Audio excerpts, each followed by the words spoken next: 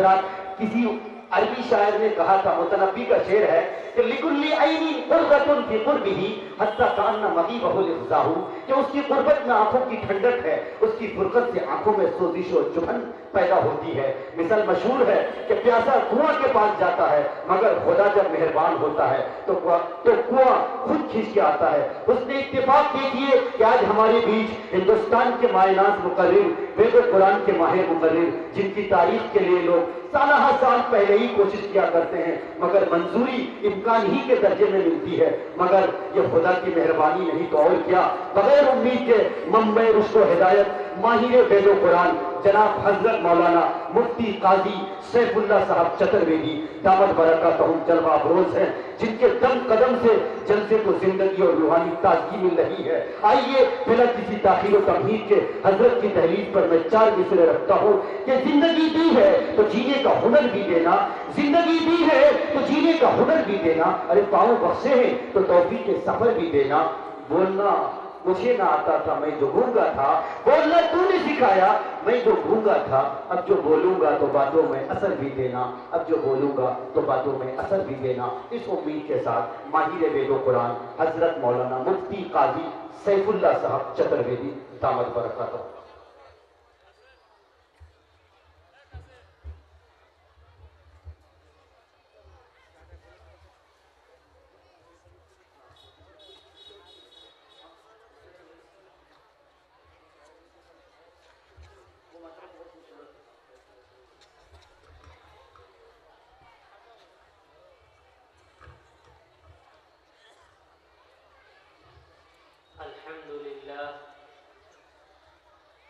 अल्हम्दुलिल्लाहिल्लज़ी खलक़ल इंसान व अल्लमहुल बयान वस्सलातु वस्सलामु अला खैरिल अनाम। अम्मा बअदु फ़अऊज़ु बिल्लाहि मिनश शैतानिर रजीम। बिस्मिल्लाहिर रहमानिर रहीम।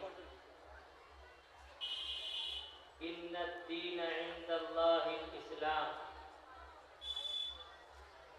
वक़ाल अज़्ज़ व जल्ल लक़द कान लकुम फ़ी रसूलिल्लाहि उस्वतुन हसनह।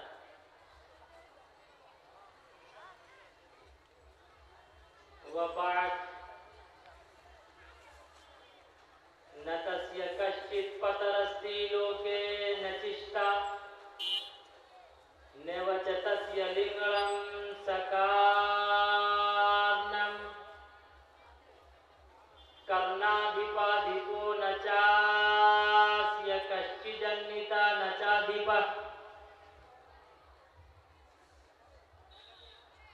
हैतस्मिन्नन्तरे मलीचाचार्यः समन्वितः महामद एकातियः शिष्य शाखा समन्वितः वेदाः अहमदं पुरुषं महान्तम द्वितीय वर्णं तमसः परस्तात् तमिव विदिताति मृत्युमिति नानयः पनथा विधाति यन्न तस्य ते भक्तिवान् सर्षियाम् स एष एक विर्दीक एव। यहाँ न पक्षपात कुछ राखूं, वेद पुराण संत मत भाखूं, सन्वत विक्रम दो अनंडा महाकोक नश्चतु परतंडा। राजनीति बहु प्रीति दिखावई, अपना मत सबका समझावई। सुरंचतु सुदृ सतचारी, तिनको वंश भयो अति भारी। तब तक मद्दी सुंदर कोया, बिना महामद पार न होया। ओम भूर्भुवः स्वः तत्सवितुर्वरेण्यं भर्गो देवस्य धीमहि धियो यो नः प्रचोदयात्। ओम शांति शांति शांति। जब जब धर्म के हानि होई, बाढ़ी असुर अधम अभिमानी। गॉड ओनली वन, अंतिम महापुरुष, कल की अवतार, अंतिम मैसेंजर। ओ मुहम्मदुर रसूलुल्लाह सल्लल्लाहु अलैहि वसल्लम। मित्रों, सज्जनों, look at the end. Now I eat and drink and enjoy myself.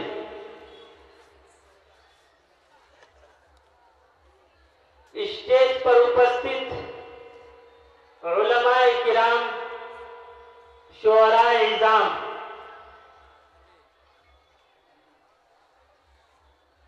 आप लोगों ने जो प्यार, मोहब्बत, सम्मान और आप लोगों ने जो वेलकम और खुशामदीद कहा है, आज मैं दिल की गहराई से कहूंगा, अगर इंसान का हाथ ना हो इंसान जिंदा रह सकता है, अगर इंसान का पैर ना हो इंसान जिंदा रह सकता है, अगर इंसान के कान ना हो इंसान बहरा बनकर भी जिंदा रह सकता है, अगर इंसान की आंखें ना हो इंसान नाबीना बनकर भी इस संसार में जिंदगी गुजार सकता है। बल्कि मैं इससे भी आगे बढ़कर कहता हूँ, अगर इंसान की नजर गलत उठे इंसान की निगाहों को छोड़ा जा सकता, इंसान का हाथ गलत उठे इंसान के हाथ को तोड़ा जा सकता है, इंसान का पैर गलत उठे इंसान के पैर को मरोड़ा जा सकता है। बल्कि मैं इससे भी आगे बढ़ के कहता हूँ, अगर इंसान की जबान गलत बोले इंसान की जबान पर ताला और लगाम लगाया जा सकता है, लेकिन अगर इंसान का दिल गलत हो तो उसका कोई इलाज नहीं। दिल सही तो हाथ सही, दिल सही तो पैर सही, दिल सही तो जबान सही, दिल सही तो आंखें सही, दिल सही तो कान सही, दिल सही तो सब कुछ सही, दिल गलत तो सब।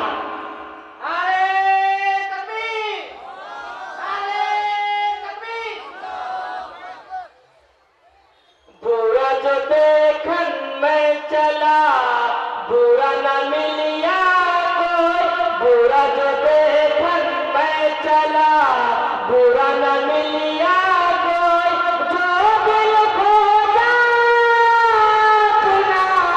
मुझसे बुरा ना कोई, मुझसे बुरा ना कोई।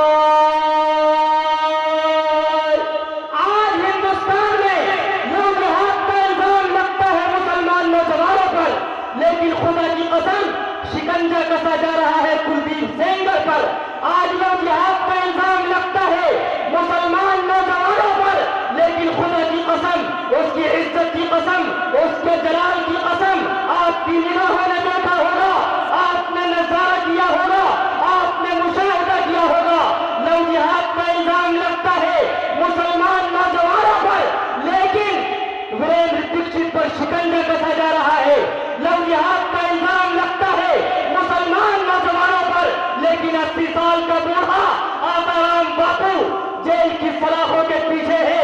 लव जिहाद का इल्जाम लगता है मुसलमान नौजवानों पर, लेकिन राम रहीम जेल की सलाखों के पीछे मौजूद है, जिसके हाथ में माला है, गले में माला है, लेकिन दिल सरापा कर। माला फेरत जुग भया फिरा न मन का फेर, माला फेरत जुग भया फिरा न मन का फेर, कर मन का दे मन का फेर, मन का फेर। Now I can drink and enjoy myself. बड़ी बड़ी किताबें, बड़ी बड़ी पुस्तकें, बड़े बड़े साहिब, बड़े बड़े मज़ामीन और बड़ी बड़ी बुकें पढ़ने से, बड़ी बड़ी पुस्तकें पढ़ने से कोई मुल्ला और पंडित नहीं होता।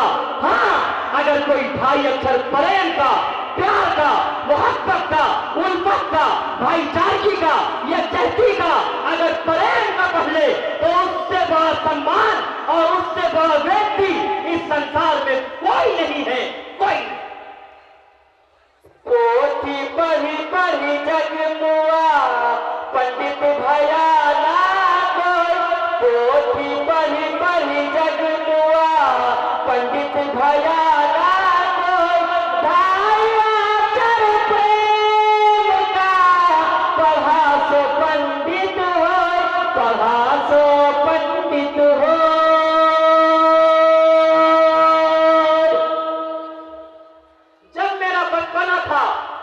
पिताजी ईश्वर की पूज्य प्रार्थना के लिए मस्जिद जाया करते थे। रास्ते में अगर किसी हिंदू भाई से मुलाकात होती तो हिंदू भाई कहा करते, राम राम मौलवी साहब, राम राम मास्टर साहब, राम राम मुखिया जी, राम राम सरपंच साहब, राम राम फला बाबू। लेकिन आज दिवाली, दशहरा और अन्य त्योहार के मौके पर राम राम के बजाय जय श्री राम कहा जाता है। अगर उससे भी दिल की भाव, दिल की ख्वाहिश, दिल का जज्बा, दिल की उमंग, दिल की तमन्ना, दिल का जज्बा और आंसू, दिल का टकसाल पूरा नहीं होता। एक मुसलमान नौजवान को जंगल में ले जाया जाता है, उसके हाथ और पैर के टुकड़े कर दिए जाते हैं, पूरी शरीर पर पेट्रोल छिड़क कर आग लगा दी जाती है और कहा जाता है जय श्री राम, जय श्री राम, जय श्री राम, जय श्री राम। अगर उससे भी दिल की बात, दिल की ख्वाहिश और जज्बा और आरज़ू पूरा नहीं होता, खुदा की कसम इंसानियत के नाम पर, मानवता के नाम पर जुल्म सितम का पहाड़ तोड़ा जाता है। और बल्कि मैं यहीं पर कहूंगा, डंके की चोट कहूंगा, पहले राम राम कहकर मोहब्बत और प्रेम का संदेश दिया जाता था, आज जय श्री राम कहकर मुसलमानों के खून से होली थे। जब जब धर्म के हानि हुई, बार ही असुर अधम अभिमानी। जब जब इस संसार में, जब जब इस रूए जमीन पर मानवता का नाश हुआ है, जुल्म सितम का पहाड़ तोड़ा गया है, तो अल्लाह का अजाब आया है और अल्लाह के अजाब से कोई नहीं बचा है। न तस्य कश्चित् पदरस्ति लोके न चित्ताले वच तस्य लिंगणं सकारनं कर्णा दीपा दीपो नचात या कश्चिदन्निता नचा दीपा। वो ईश्वर मुसब्बिबुल अस्बाब है, उसका कोई भी मुकाबला नहीं कर सकता, उसकी शक्ति का कोई भी अंदाजा नहीं लगा सकता। इसलिए उसकी शक्ति से कोई खिलवाड़ करने की कोशिश न करे। यही सी आसनसोल की सरजमीन पर, सूबे बंगाल में आसनसोल की सरजमीन पर रामनवमी के मौके पर मौलाना इमदादुल्लाह रशीदी के लड़के हाफिज सिबकतुल्लाह रशीदी को पकड़ा जाता है, उनके हाथ और पैर के नाखूनों को उखाड़ दिया जाता है, आंखें फोड़ दी जाती है, भेजा बहा दिया जाता है, जबान काट दी जाती है, सर को तन से जुदा कर दिया जाता है, शरीर पर पेट्रोल छिड़क कर आग लगा दी जाती है। ऐसे नाजुक मौके पर हिंदू मुस्लिम की मोहब्बत नफरत में बदल जाती है, हिंदू मुस्लिम का प्रेम भेदभाव में बदल जाता है, दोस्ती दुश्मनी में बदल जाती है। ऐसे नाजुक मौके पर आसनसोल की मस्जिद का वो इमाम, आसनसोल की मस्जिद की टूटी हुई चटाई पर बैठने वाला वो मुल्ला जिसका परिचय ये है, उसके चेहरे पे गाली थी, सर पे टोपी थी, इमदादुल्लाह रशीदी तेरे जज्बे को सलाम हो, तेरी मोहब्बत को सलाम हो, तेरी उखुवत को सलाम हो, तेरी यकजहती को सलाम हो, तेरे प्रेम को सलाम हो, तेरी देशभक्ति को सलाम हो। इमदादुल्लाह रशीदी, तूने अपने बेटे की शहादत पर सब्र-ओ-ज़ब्त का दामन थाम लिया और नफरत फैलाने वाले योगी आदित्यनाथ जैसे नेताओं को, जिसका यह आदेश था अगर वो मेरी एक बालिका को उठाएगा मैं उसकी 100 बालिकाओं को उठाऊंगा, अगर वो मेरे एक युवकों को कत्ल करेगा, एक नौजवान को कत्ल करेगा, मैं उसके 100 नौजवानों को कत्ल करूंगा। ऐसे नाजुक मौके पर मौलाना इमदादुल्लाह रशीदी ने उन तमाम नफरत फैलाने वाले नेताओं को, जो ये कहा करते थे कि इस्लाम तलवार के आधार पर फैला है, जबकि तलवार नियाम से बाहर निकल चुकी थी, हिंदू मुस्लिम के खून से होली खेली जानी थी। ऐसे नाजुक मौके पर मौलाना इमदादुल्लाह रशीदी ने अपने बेटे की शहादत पर सब्र-ओ-ज़ब्त का दामन थामते हुए सारी इंसानियत को, सारे मानवता को, सारे संसार को मोहब्बत और प्रेम का संदेश देते हुए कहा, हमको न सताओ के गुनहगार नहीं है, हमको न सताओ के गुनहगार नहीं है। ये किसने कहा तुमसे कि वफादार नहीं है? जब देश ने मांगा है लहू हमने दिया है, हम फख्रे वतन है, कोई गद्दार नहीं है, कोई गद्दार।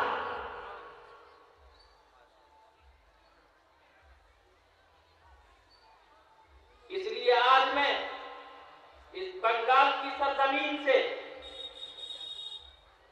इस पामल की सरजमीन से, इस मदरसे के प्लेटफॉर्म से ऐवान हुकूमत तक ये पहुंचा देना चाहता हूं, लुक एट द एंड, हमेशा अंजाम पर नजर रखना, कभी भी अंजाम को नजरअंदाज मत करना, हमेशा अंजाम पर नजर रखना।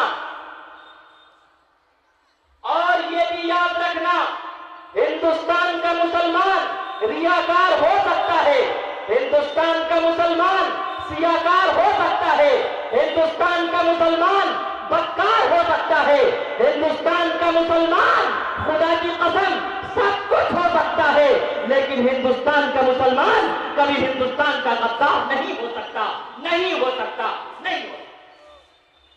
बदन में दौड़ता सारा लहू ईमान वाला है, बदन में दौड़ता सारा लहू ईमान वाला है, मगर जालिम समझता है कि पाकिस्तान वाला है, मगर जालिम समझता है कि पाकिस्तान वाला है। हिंदुस्तान का मुसलमान न कभी गद्दार था, न है और न रहेगा। और जो हिंदुस्तान के मुसलमान को गद्दार कहता है, और मुसलमानों में आपसे भी कहता हूं, ध्यान पूर्वक से सुनने की जरूरत है। आज 26 जनवरी और 15 अगस्त के मौके पर जिस नेहरू और पटेल का तस्करा किया जाता है, उस नेहरू और पटेल ने हिंदुस्तान को आजाद नहीं कराया। हिंदुस्तान को अगर आजाद कराया है तो सैयद अहमद शहीद ने बालाकोट की पहाड़ पर अपनी जान का नजराना पेश करके हिंदुस्तान को आजाद कराया है। हिंदुस्तान को अगर आजाद कराया है तो शाह इस्माइल शहीद ने बालाकोट की पहाड़ पर अपनी जान का नजराना पेश करके हिंदुस्तान को आजाद कराया है। हिंदुस्तान को अगर आजाद कराया है, हाफिज दानिश शहीद ने अपनी कनपटी पर गोली लगवाकर हिंदुस्तान को आजाद करवाया है। हिंदुस्तान को अगर आजाद करवाया है, मौलाना अबुल कलाम आजाद ने, खुदा की कसम मौलाना अबुल कलाम आजाद ने अनथक कोशिशें करके उनकी बच्ची की उम्र, उनकी पुत्री की उम्र, बल्कि उनकी पुत्री दम तोड़ने के करीब थी, उनकी पुत्री ने एक खत लिखा, एक चिट्ठी लिखा, ऐ मेरे पिताजी अब मेरी उम्र की कोई गुंजाइश नहीं है, अब मैं दम तोड़ने वाली हूँ। उसके पुष्प पर मौलाना अबुल कलाम आजाद ने जो जवाब लिखा है वो आवेदन से लिखने के काबिल है।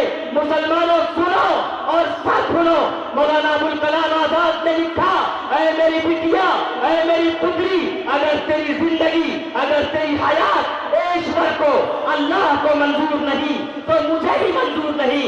या तो मैं हिंदुस्तान को आजाद करा के दम लूंगा, या हिंदुस्तान की खातिर अपनी जान का नजराना पेश करके दम लूंगा। अगर हिंदुस्तान को आजाद कराया है तो वो मैसूर का मर्द मुजाहिद टीपू सुल्तान ने अपनी जान का नजराना पेश करके हिंदुस्तान को आजाद कराया है। हिंदुस्तान को अगर आजाद कराया है तो शेखुल इस्लाम हजरत मौलाना हुसैन अहमद बदली ने जेल की सलाखों के पीछे रहकर हिंदुस्तान को आजाद कराया है। हिंदुस्तान को अगर आजाद कराया है तो इमाम हुर्रियत मौलाना उबैदुल्लाह सिंधी ने काला पानी की सजा झेलकर हिंदुस्तान को आजाद कराया है। मैं नहीं, अंग्रेज की हिस्ट्री कहती है, तारीख कहती है कि 80 लाख मुसलमानों ने अपनी जान का नजराना पेश करके हिंदुस्तान को आजाद कराया है। अरे जिससे हिंदुस्तान छीना गया था, खुदा की कसम उसी की कुर्बानी पेश आई थी। जिससे जो चीज छीनी जाती है वही उसके पीछे पड़ता है। मुसलमानों से छीनी गई थी, इसीलिए 80 लाख मुसलमानों ने अपनी जान का नजराना पेश कर दिया था।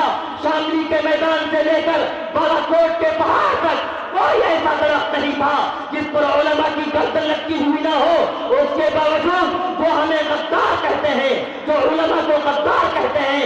आज मैं डंके की चोट पर कहता हूँ, जो उलमा को, मुसलमानों को आतंकवाद कहते हैं, वो याद रखें ये मुसलमान इसी धरती से जन्म लिया है, इसी धरती में मरने के बाद इसी धरती में ये मरने के बाद फिर दफन हो जाता है। अल्लाह का कुरान कहता है, मिनहा खलकनाकुम व फीहा नुईदुकुम व मिनहा नुखरिजुकुम मिन तारतन उखरा। वेद कहता है न तस्य कश्चित् पतरस्ति लोके न चित्ताने वच तस्य लिंगं सकारणम तस्य ते भक्तिवान सर्वयाम।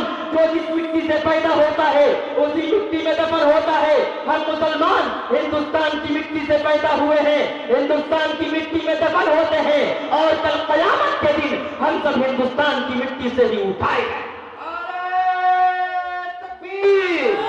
नारे तकबीर, यही रहेंगे यही मरेंगे, यही रहेंगे यही मरेंगे। उलमाए हक उलमाए देवबंद, उलमाए हक उलमाए देवबंद, काजी मतीउल्लाह साहब। और इसकी शहादत दारूद के तराने में सौ बार सवारा है हमने इस मुल्क के गेसुए पर हमको।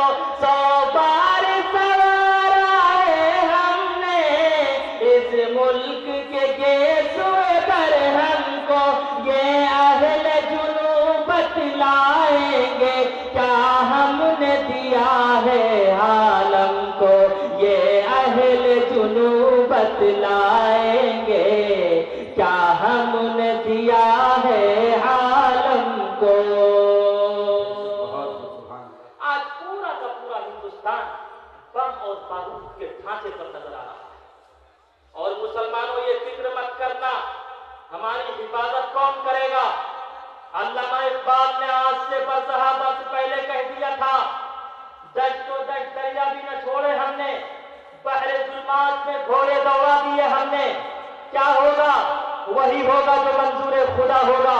ऐ मुसलमानों, जिस वक्त हिंदुस्तान आजाद हुआ था उस वक्त कितने मुसलमान थे? 4 करोड़ मुसलमान थे। और अभी कितने हैं? 30 करोड़ मुसलमान हैं।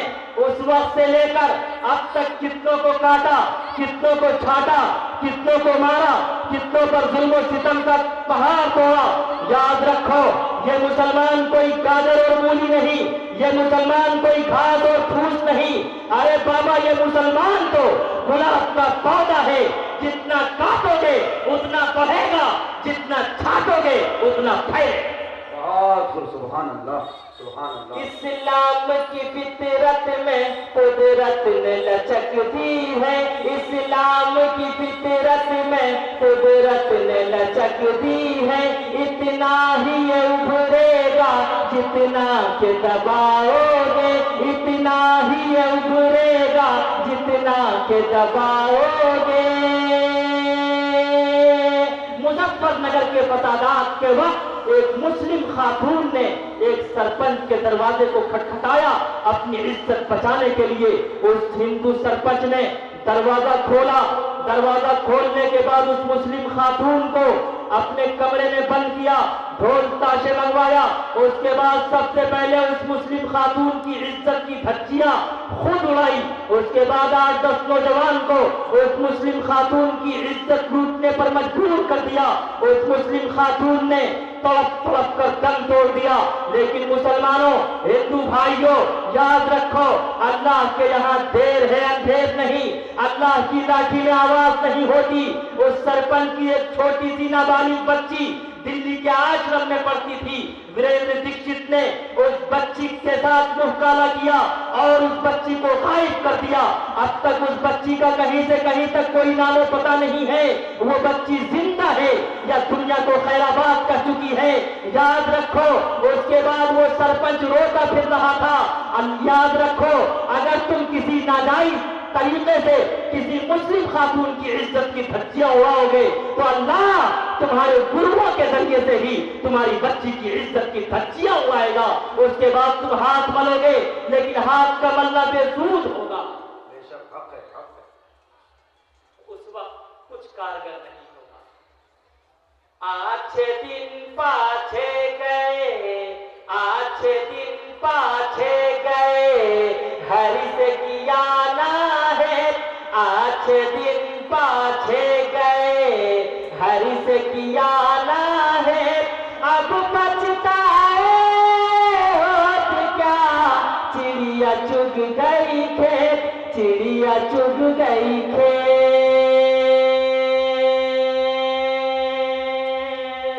इसलिए मुसलमानों, गुजारने की जरूरत है। मोहब्बत हमेशा मोहब्बत से ही आम होती है, नफरत हमेशा मोहब्बत से ही खत्म होगी। कभी भी नफरत नफरत से खत्म नहीं हो सकती। शोला कभी शोले से खत्म नहीं हो सकता। शोला हमेशा पानी से खत्म होगा। इसलिए मुसलमानों, प्यार और मोहब्बत के साथ जिंदगी गुजारो। काली कमली वाले मुस्तफ़ा सल्लल्लाहु अलैहि वसल्लम ने ये मैसेज दिया, ये पैगाम दिया, ये संदेश दिया। काली कमली वाले मुस्तफ़ा की बारगाह थी। अचानक हातिम ताई की लड़की लाई गई, उसके सर से दुपट्टा सरक गया था। ऐसे नाजुक मौके पर काली कमली वाले मुस्तफ़ा सल्लल्लाहु अलैहि वसल्लम ने अपनी कमली, अपनी चादर अपने सच्चे भगत बिलाल को पेश किया और कहा कि बिलाल, मेरी इस चादर से, मेरी इस कमली से इस बच्ची का सर ढांप दो। बिलाल हबशी ने फरमाया कि या रसूल अल्लाह, आपकी चादर से फरिश्ते भी तवज्जुह हासिल करते हैं। मैं आपकी इस चादर मुबारक को इस बच्ची के सर पर नहीं रख सकता, इस बच्ची के सर को इस चादर से नहीं ढांप सकता। काली कमली वाले मुस्तफ़ा अहमद मुस्तफ़ा मुहम्मद रसूलुल्लाह सल्लल्लाहु अलैहि वसल्लम ने अपने सच्चे भगत बिलाल हबशी से फरमाया, ओ मेरे बिलाल, बेटी बहरहाल बेटी होती है, दोस्त की हो या दुश्मन की हो, अपनी हो या पराई हो, हिंदू की हो या मुस्लिम की हो, बेटी बहरहाल बेटी होती है। जिस तरह मैं अपनी बेटी के सर को बरहना देखना बर्दाश्त नहीं कर सकता, इसी तरह हिंदू भाइयों की भी बेटी के सर को बरहना देखना बर्दाश्त नहीं। इंशाअल्लाह हम जहां अपनी बेटी की इज्जत करेंगे, अपनी बेटी का सम्मान करेंगे, वही हिंदू हो या मुस्लिम हो, सिख हो या ईसाई हो, तमाम के तमाम अपने भाइयों की भी बेटियों का इंशाअल्लाह हम सम्मान करेंगे इंशाअल्लाह। आई दुख तरे हातिम, आई दुख तरे हातिम, बरहना था उसका सर। आई दुख तरे हातिम, बरहना था उसका सर। हुक्म मुस्तफा हुआ, ढांप दो बिलाल सर। काली कमली वाले की कमली जो पड़ गई दुनिया सवर गई ना। कमली वाले की कमली जो पड़ गई दुनिया सवर गई ना। मोरे आका की, मौला की, रहबर की, सरवर की जिस पे नजर पड़ी दुनिया सवर गई ना।